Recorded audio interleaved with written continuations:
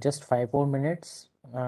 There are others joining as well, so we will start in 5 more minutes.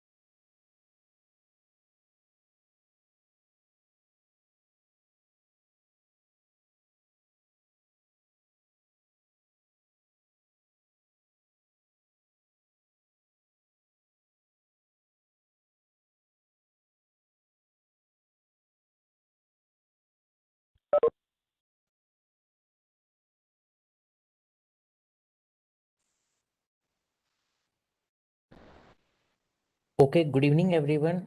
I'd be starting on this webinar on basics of commodity derivatives. Uh,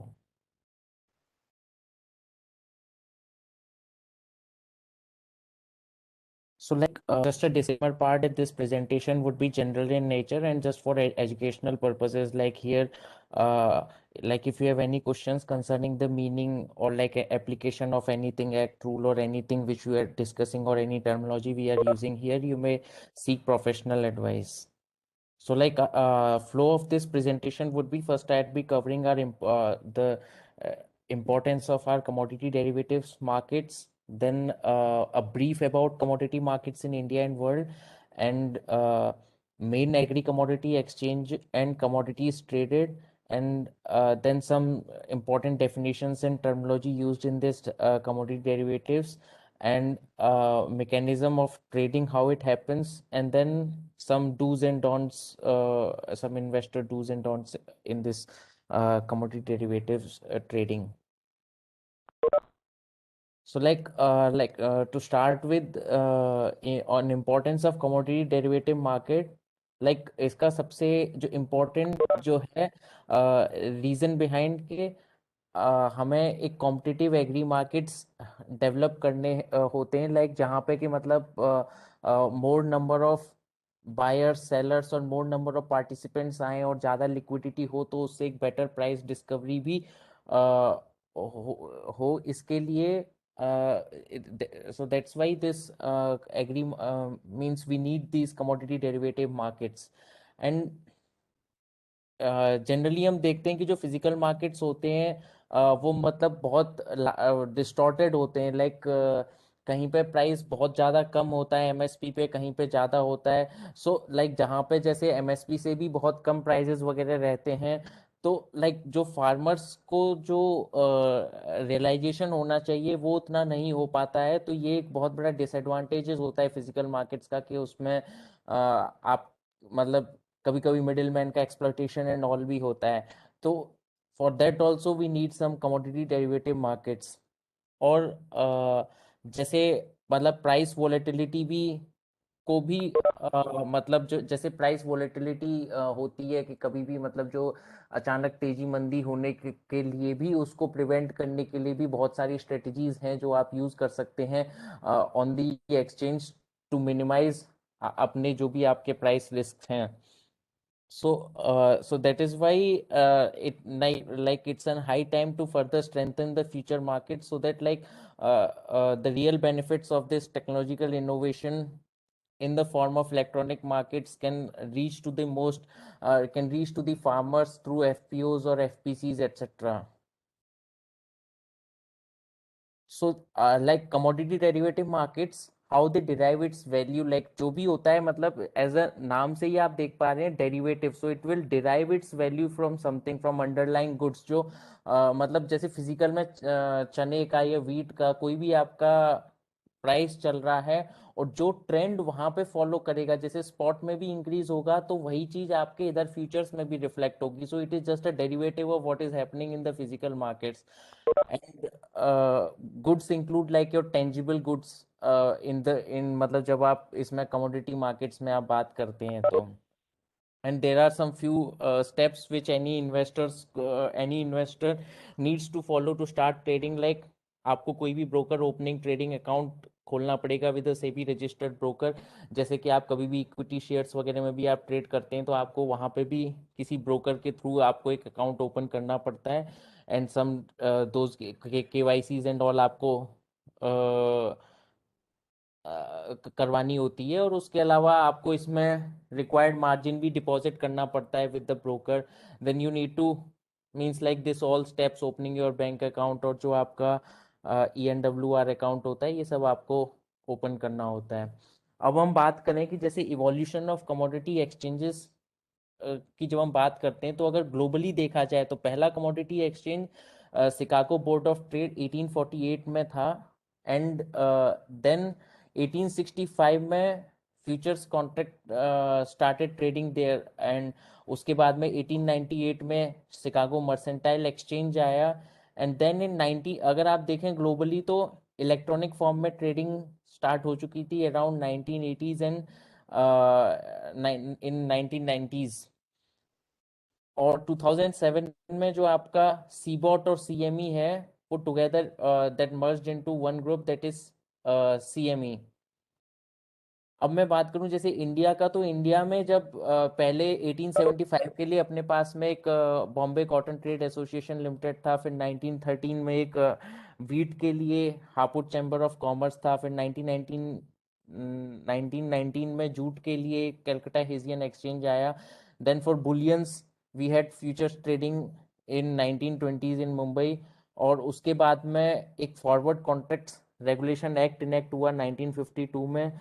और 1960 में due to some reasons futures trading got banned, then again उसका recommendation हुआ कि it should be reintroduced in 1980s। And then in 2003 government permitted futures trading in commodities here. और 2015 में SEBI became our regulator of commodity exchanges in India.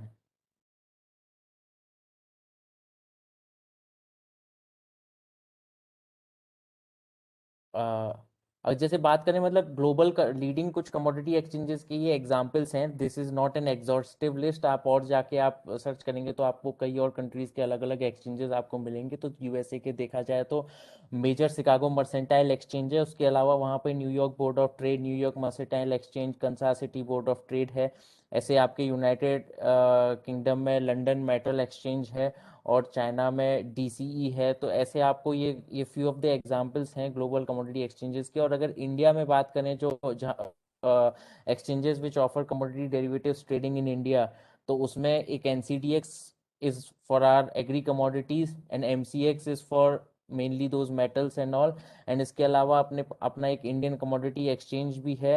And then we have BSE limited and National Stock Exchange. अभी मतलब अगर हम देखें कि across the stock exchanges in India what are the major commodities being traded, so these are few of our examples like barley, castor, chana, coriander, guar seed, जैसा कि आप देख सकते हैं लिस्ट में. So these are few of the examples of the commodities which trade on stock exchanges, on different stock exchanges in India. तो यहीं पे थोड़ा सा सेशन को इंटरेक्टिव बनाने के लिए, लाइक अभी जैसे ब्रीफ मैंने अभी तक किया, तो उसके बेसिस पे एक question I would be asking, who regulates the commodity derivative market in India. तो लाइक ऑप्शन हैं आरबीआई, आईआरडीएआई, पीएफआरडीए, सेबी. तो एनीवन प्लीज.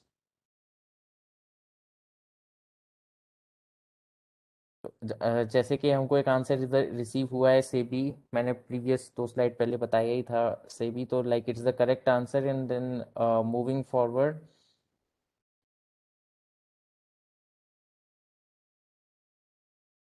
हम बात करें participants on the exchange platform. तो मतलब जो इस एक्सचेंज पे मतलब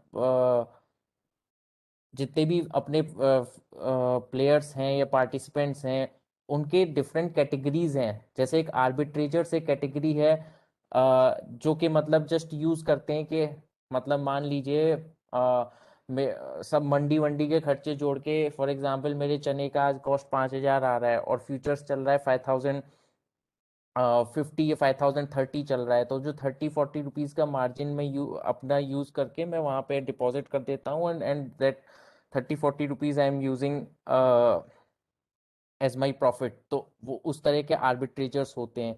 और हेजर्स ये होते हैं कि वो एक जगह पे तो पोजीशन बाइंग की बनाते हैं, जैसे मान लीजिए फिजिकल मार्केट में खरीद रखा है, और उसको ऑफसेट करने के लिए, रिस्क मिनिमाइज करने के लिए कुछ अमाउंट ऑफ वॉल्यूम की पोजीशन यहाँ पे शॉर्ट या सेल पोजीशन बना लेते हैं एक्सचेंज पे, ताकि अगर प्राइसेस उनके फेवर में नहीं गए तो एक जगह के प्रॉफिट, मतलब एक जगह अगर लॉस हो भी जाए तो दूसरी जगह प्रॉफिट होके वहां पे रिस्क मिनिमाइज हो जाता है. लाइक हेजर्स का जो मेन वो रहता है, कभी भी उसमें ये नहीं रहता कि हमको प्रॉफिट ज्यादा कमाना है या अर्न ज्यादा करना है. वो अपना वो जनरली एक्सपोर्टर्स होते हैं, प्रोसेसर्स होते हैं, वैल्यू चेन पार्टिसिपेंट्स होते हैं, जो कि अपना रिस्क मिनिमाइज करने के लिए एक्सचेंज को एक प्लेटफॉर्म की तरह यूज करते हैं, कि उनका रिस्क मिनिमाइज्ड रहे और कोई भी अनफेवरेबल प्राइस मूवमेंट से उनका दे रिमेन प्रोटेक्टेड. और वहीं पे स्पेकुलेटर्स हैं. स्पेकुलेटर सिर्फ वही प्लेयर हैं, जैसे आज अगर उनको लग रहा है कि किसी एक XYZ कमोडिटी का 5,000 रुपीज पर क्विंटल उसका प्राइस है, एंड दे एक्सपेक्ट कि मंथ एंड तक इसका प्राइस 5,200 हो जाना चाहिए, तो जस्ट वो आज बाय करेंगे, मंथ एंड पे उसको सेल कर देंगे और अपना प्रॉफिट बुक करके तुरंत निकल लेंगे. और जैसे जो हमारा एक डिलीवरी पीरियड होता है उससे पहले वो अपनी पोजीशन हटा लेते हैं, क्योंकि they don't want to deal in those deliveries etcetera stuff. So just उनको प्राइस मूवमेंट पे ही उनको खेलना होता है. तो ऐसे स्पेकुलेटर्स होते हैं. और बाकी ये जो 3 प्लेयर्स के नाम बताएं, तो हम लोगों की एक प्रेजेंटेशन होती है on trading strategies and all. तो मतलब डिफरेंट स्ट्रेटजीज जो होते हैं उस पे मतलब मतलब हेजिंग वगैरह पे भी प्रेजेंटेशन होती है, तो उसमें आप मतलब ये सब को और डिटेल में आप समझ सकते हैं, मतलब हमारे जो सीरीज ऑफ वेबिनार्स होते हैं उसमें. अब इधर बात करूं, जैसे कमोडिटी डेरिवेटिव्स इकोसिस्टम में मतलब मेजर कंपोजिशन तो ऑब्वियसली स्टॉक एक्सचेंजेस का रहता ही है, जैसे कुछ एग्जांपल्स भी दिए मैंने स्टॉक एक्सचेंजेस के नाम. और क्लियरिंग कॉरपोरेशंस का एक इम्पॉर्टेंट रोल रहता है. मतलब क्लियरिंग कॉरपोरेशन कुछ नहीं, इट्स जस्ट एन ऑर्गेनाइजेशन जो कि एक्सचेंज से एसोसिएटेड रहती है to handle those things like confirmation, settlement या delivery of any transactions and all के लिए क्लियरिंग कॉरपोरेशन का रोल होता है. मतलब it is just to fulfil the objective of ensuring कि transaction are made in an efficient manner और not. और वहीं पे रिपोजिटरी का बात करूं, तो repository is just an entity जो centrally collect and maintains the records of मतलब जो भी ओवर द काउंटर ट्रेड्स होते हैं या एक्सचेंज ट्रेडेड डेरिवेटिव्स पे जो भी वो होते हैं, तो उसके लिए मतलब एक रिपॉजिटरी भी होना जरूरी है. तो ये अपने एक मेजर कंपोजिशन था अपने कमोडिटी डेरिवेटिव्स इकोसिस्टम का. और अगर एडिशनल स्टेक होल्डर्स हम लोग के वेयर हाउस सर्विस प्रोवाइडर्स होते हैं, और WDRA है, उसके अलावा क्वालिटी असेइंग टेस्टिंग लैब्स हैं, प्राइस पोलिंग एजेंसीज होती हैं, लाइक जो स्पॉट पोलिंग वगैरह करती हैं जस्ट टू इंश्योर के the markets are moving in sync and all और नॉट। एंड देन हम लोगों का फार्मर प्रोड्यूसर ऑर्गेनाइजेशंस होते हैं जो कि छोटे छोटे स्मॉल और मीडियम लेवल जो फार्मर्स होते हैं उनके फार्म प्रोड्यूस को एग्रीगेट करके they help in the participation of those farmers at the exchange. और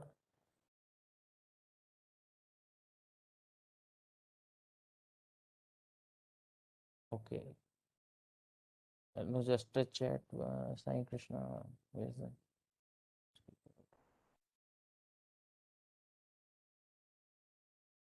सो डिफरेंस बिटवीन एक्चुअली ये साई कृष्णा जी ने कुछ पर्सनल चैट में भेजा था, so just I got interrupted there, I will reply him privately later. So difference between commodity and equity derivative market.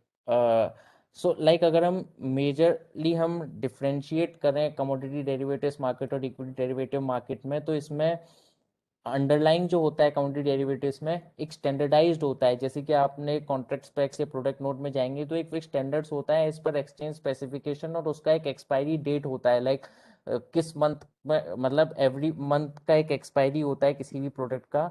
But वहीं पे अगर इक्विटी का देखें तो it is just going on continuity में रहता है, it's perpetual and though it is also standardized. And then इसमें कमोडिटी डेरिवेटिव्स में देखेंगे तो जो अंडरलाइंग मार्केट है वो थोड़ा फ्रेगमेंटेड है, और यहाँ पे प्राइस ओपेसिटी थोड़ा, मतलब जो ट्रांसपेरेंसी है वो इतनी नहीं रहती है प्राइसेस की, जैसा कि मैंने अभी फर्स्ट स्लाइड में ही बताया था कि कुछ मार्केट्स में एमएसपी के नीचे भी प्राइसेस चल रही होती है कुछ फिजिकल मार्केट्स में। तो ये सब चीज़ें हम, मतलब एक एग्जैक्ट ट्रांसपेरेंसी नहीं है इधर। वहीं अगर इक्विटी में देखें तो it's sort of organized and prices are known. और जैसे अंडरलाइंग सप्लाई का देखें तो कमोडिटी डेरिवेटिव्स में यस, मतलब जो भी होता है supply demand sheet and supply demand जो भी मेंटेन करते हैं एसएनडी वगैरह, तो different organisations have their own assumption and they maintain it based on their own estimations, and which is again uncertain, like किसी one organization thinks its supply and demand to be something and another will differ slightly. But वहीं equity derivatives market में everything is certain and that's all available in public domain. और यहाँ के अगर major players के participants की बात करें तो कमोडिटी डेरिवेटिव्स में ट्रेडर्स होते हैं, ब्रोकर्स होते हैं, एफपीओज एंड ऑल होते हैं। और इक्विटी डेरिवेटिव्स में मेजर जो हैं वो रिटेल एंड इंस्टीट्यूशनल होते हैं। और यहाँ पे फिजिकली हैंडल्ड गुड्स से हम डील करते हैं कमोडिटी डेरिवेटिव्स मार्केट में। वहीं पे just equity is just based all exclusively for on demat settlement पे ही it happens. And yes, commodity derivatives market में थोड़े प्राइस सेंसिटिविटी हाई रहती है बिकॉज ऑफ रीजंस के, मतलब छोटी सी भी र्यूमर से, because of small rumours also the prices can very in any of the direction. And like even weather conditions and all also happen, so weather conditions can also impact the price trend and all based on, and how if the crop condition comes out to be good and all, if on the current before harvesting, so in the coming season the prices may drop. So there are numerous of factors which define, so any one factor can impact the price, so hence the price sensitivity is high in commodity derivatives market. But if I have to compare in equity derivatives market, यहाँ पे price sensitivity थोड़ी medium रहती है। जो but इधर sophisticated level of participation अगर देखा जाए तो इक्विटी डेरिवेटिव्स में मैच्योर है, जो कि अभी कमोडिटी डेरिवेटिव्स मार्केट में currently it's low in India. So just like to make it again interactive, like whether SEBI regulates spot market commodity derivative commodity trading also, तो इसमें options हैं yes, no, not sure and probably yes. So someone, if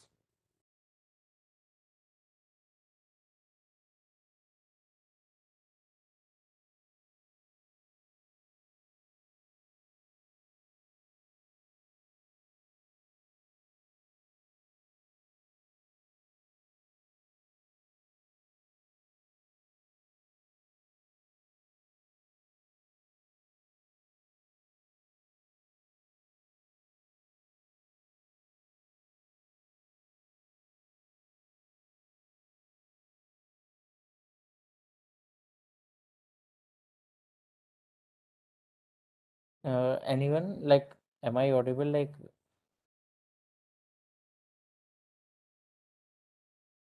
hello.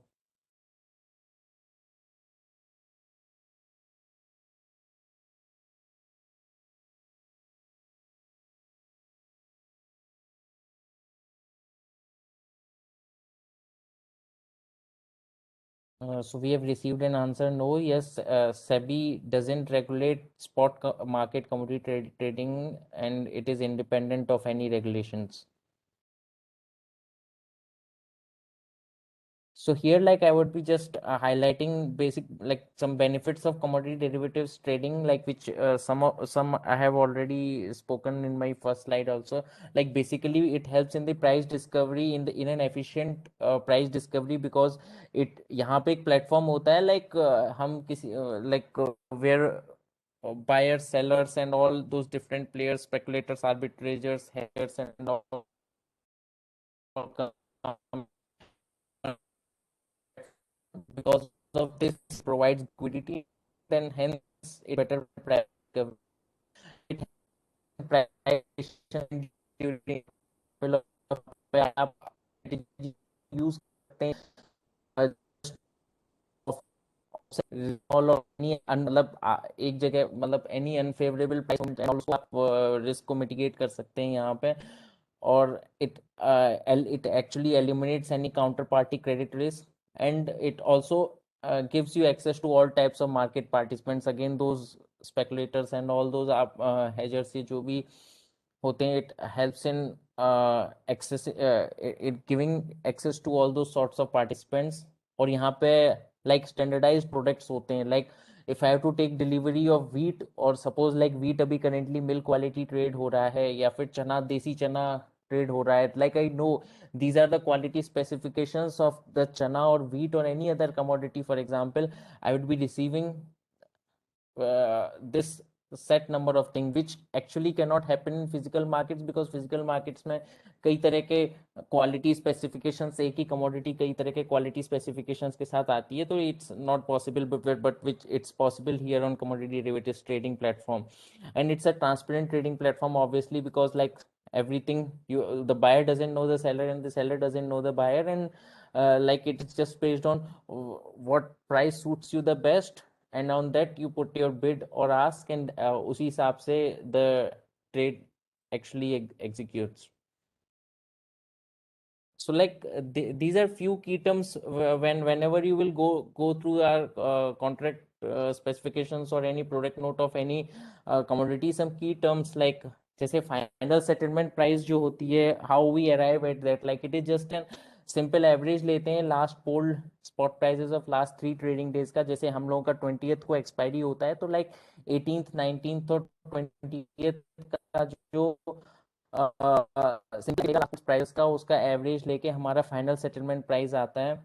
और जो mark to market margin है, it is just the difference between the किस rate पे आपने contract काटा था, and what is the closing clearing rate of और the previous day's clearing rate जो भी होता है। And offset is just liquidation of a futures contract by entering into opposite, जो भी आप एक अपोजिट पोजीशन बनाते हो ऑफ एन आइडियल कॉन्ट्रैक्ट का, उसको हम ऑफसेट बोलते हैं। और stagger delivery is just a period like before आपका एक्सपायरी से पहले, लाइक अभी currently the stagger delivery period is of 5 working days prior to expiry.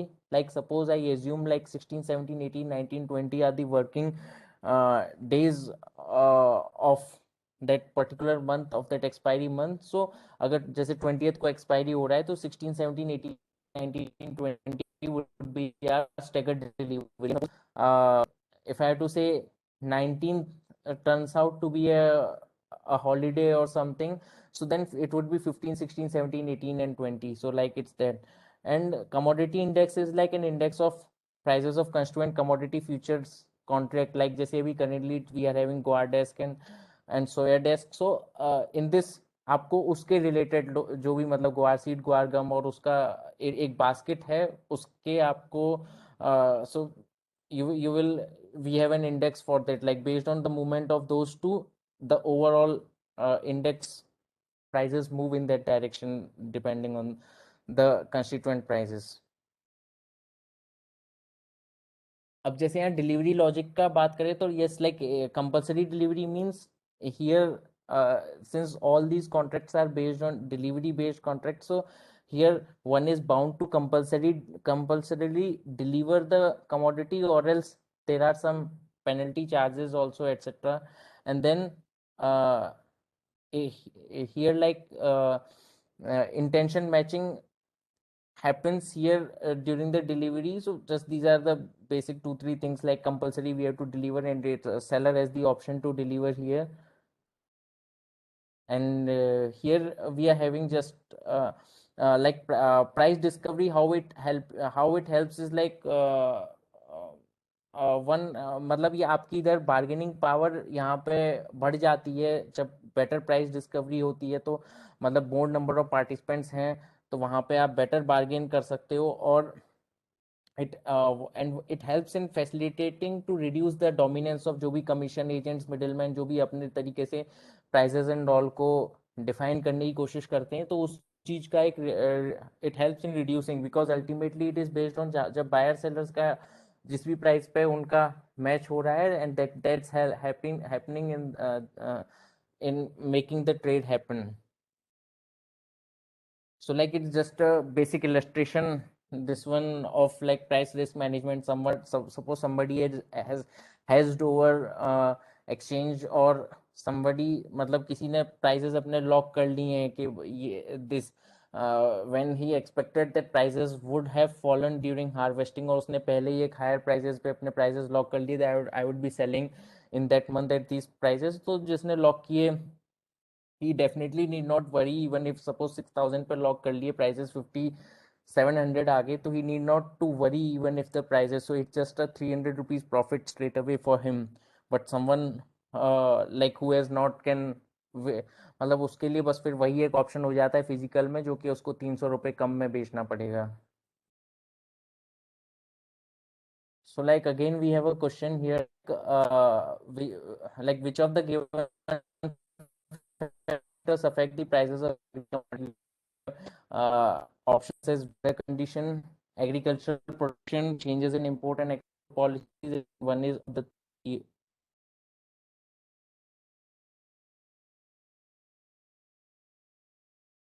like anyone.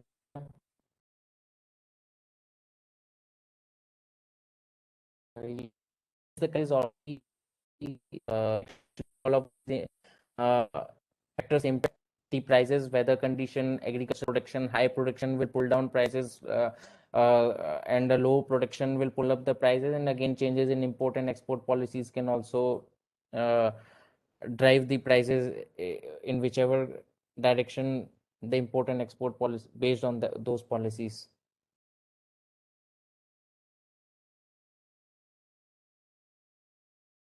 तो जैसे कि मतलब आप कॉन्ट्रैक्ट स्पेसिफिकेशंस भी आप कोई भी उठा के देखेंगे तो उसमें मेजरली दो तरह के पैरामीटर्स होते हैं, ट्रेड पैरामीटर्स और रिस्क पैरामीटर्स. जैसे ट्रेड पैरामीटर्स में आपका बेसिस सेंटर कौन सा रहेगा, जैसे मतलब वीट का जैसे for example basis center Kota है, और तो मतलब और उसके अलावा एडिशनल डिलीवरी सेंटर्स क्या रहेंगे, ये सब जो होते हैं आपके ट्रेड पैरामीटर्स में आ जाते हैं, which helps you in deciding कि where to trade, how to trade, in which price, at which to trade.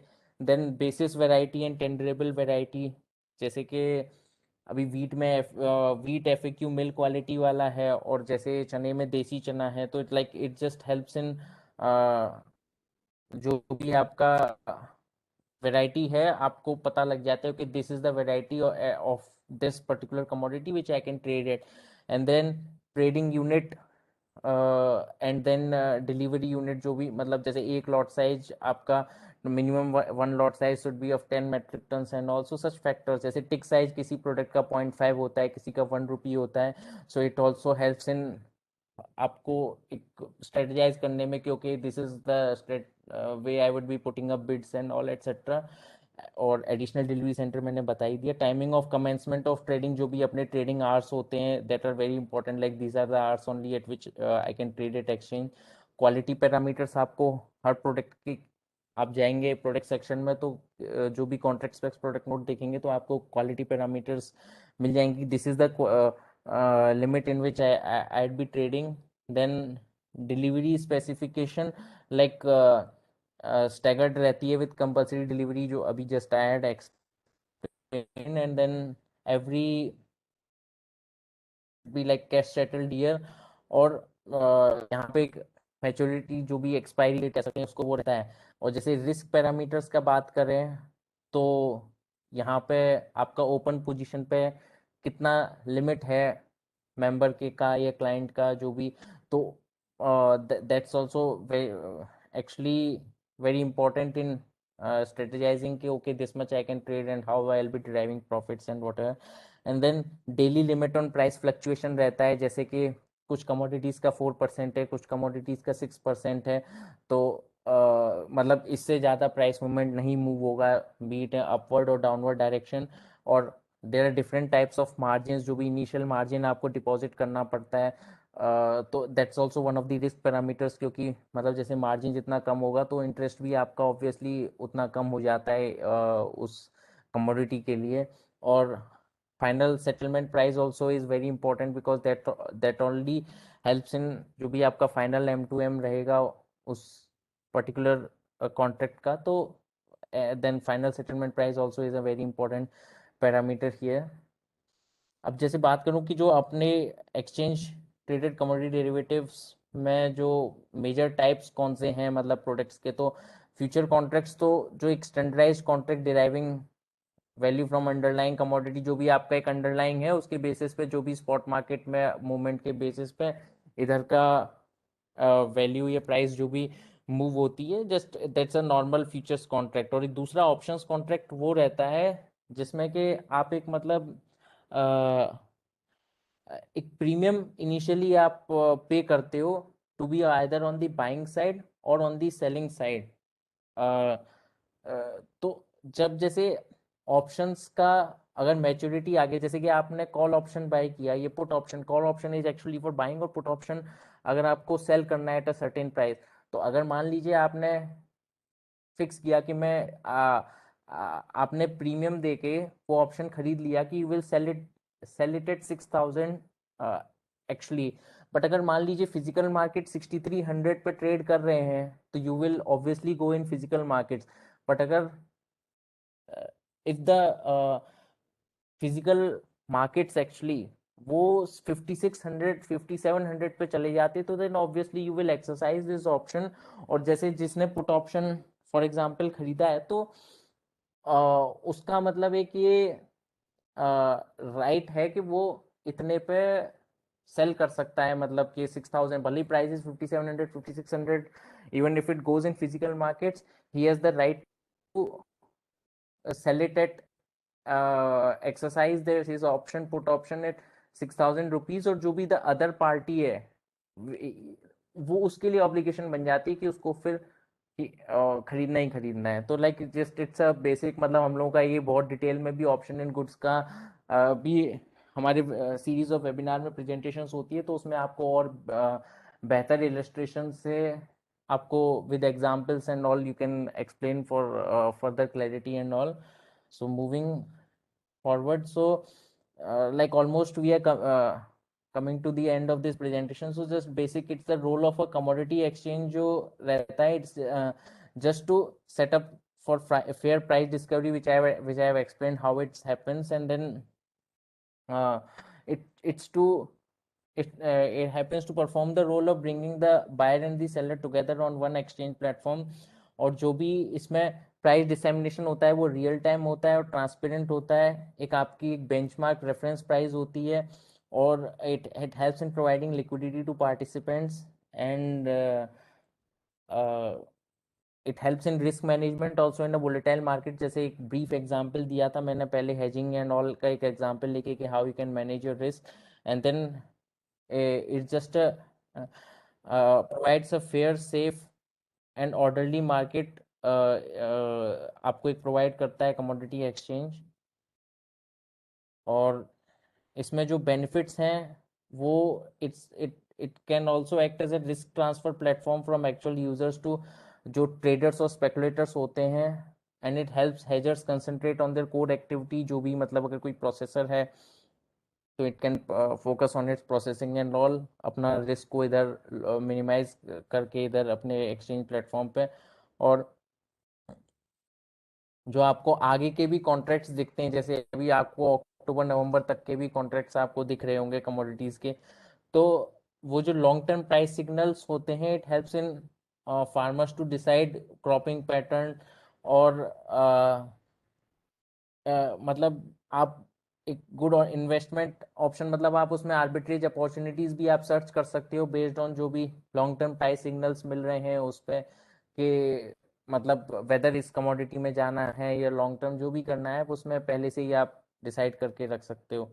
और एक इम्पॉर्टेंट पार्ट जो है रह जाता है अपने इसमें वेयर हाउसिंग का, लाइक सिंस फिजिकल डिलीवरी तो मैंडेटरी है ही अपने सारे कॉन्ट्रैक्ट्स के लिए, तो देन वेयर हाउसिंग का भी एक इम्पॉर्टेंट रोल इधर आ जाता है, which so those warehouses और डब्ल्यूएसपी जो भी होते हैं, दे इंश्योर की स्टॉक दो stocking of goods, and they help and they ensure the जो भी वैल्यू है, maintaining their value intact, and ensuring by facilitating good delivery।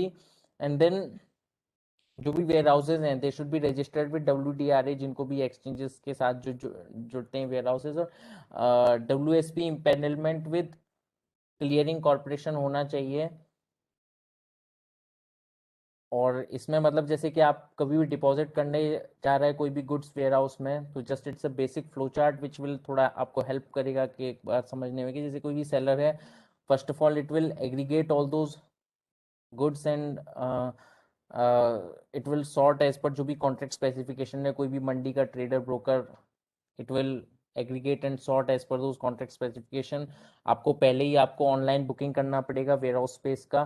Then आप जब जाते हो डिपॉजिट करने गुड्स को, तो वहाँ पे क्वालिटी टेस्टिंग और सर्टिफिकेशन बाई एसईआर मिलने के बाद फिर आपको एक रिसिप्ट मिल जाती है, then you can deposit your goods in that ware house.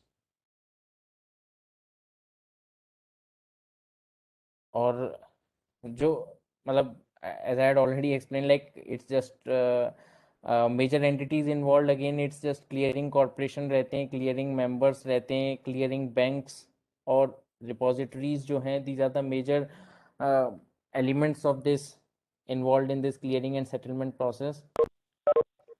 So like we have one more question here, what is arbitrage? So options are like entering into sell and purchase transaction in spot market, entering into purchase transaction in spot and future market, or simultaneously entering into sell and purchase transactions in two or more market, and D is entering into sell transaction in spot and futures market. Anyone please?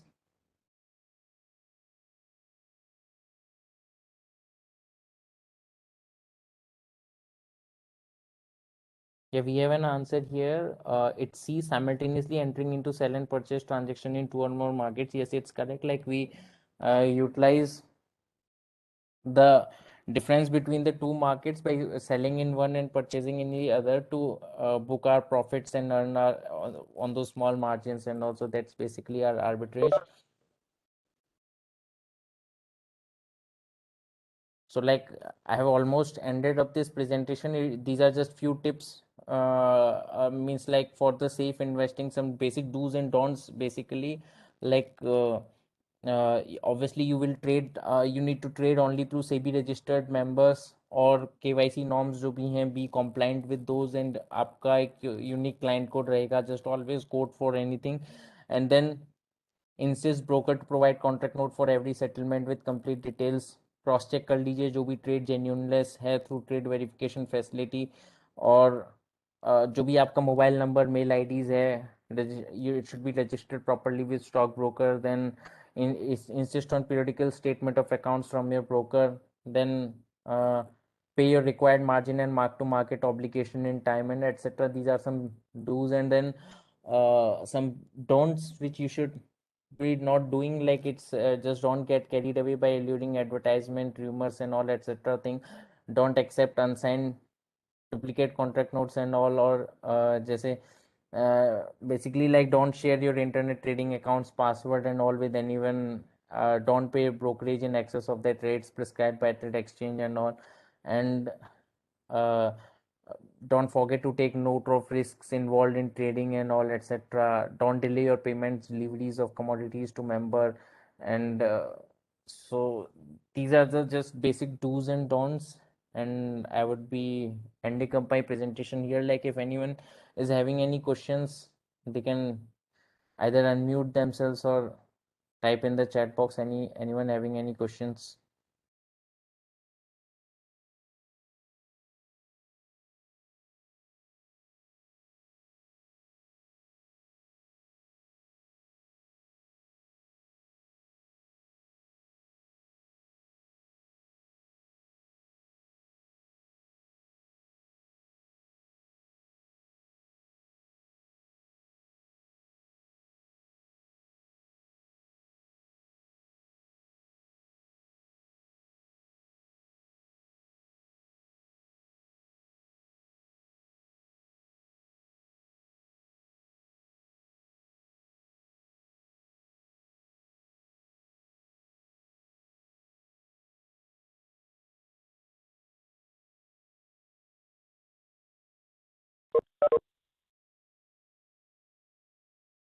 I guess no one is having any questions, so I bring end to the presentation here.